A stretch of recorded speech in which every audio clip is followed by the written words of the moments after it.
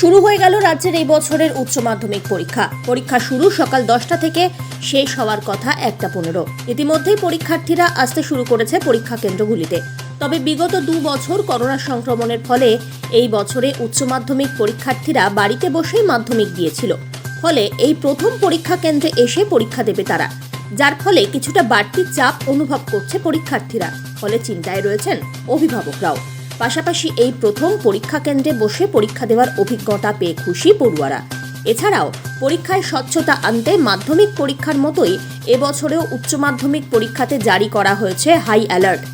এবছর দার্জিলিং জেলার সমতলের মোট উচ্চ মাধ্যমিক পরীক্ষার্থীর সংখ্যা 15,201 জন, যাদের মধ্যে ছাত্র সংখ্যা 6,032 জন এবং ছাত্রীর সংখ্যা 9,169 জন। মেন ভেনিউ থাকছে 9টি, পরীক্ষা কেন্দ্র 39টি, যার মধ্যে 2টি রয়েছে স্পর্শকাতর।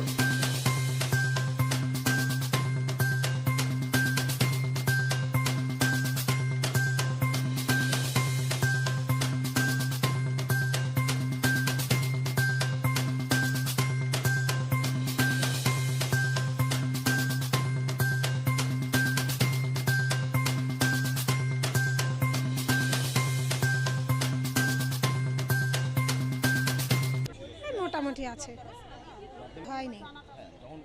এত টেনশন হচ্ছে মেয়েদের, টেনশন হলে কি করব। আছে মোটামুটি, কি করে বলবো, ওরা এখন কিরকম লিখবে সেটা ওদের উপরে নির্ভর করছে।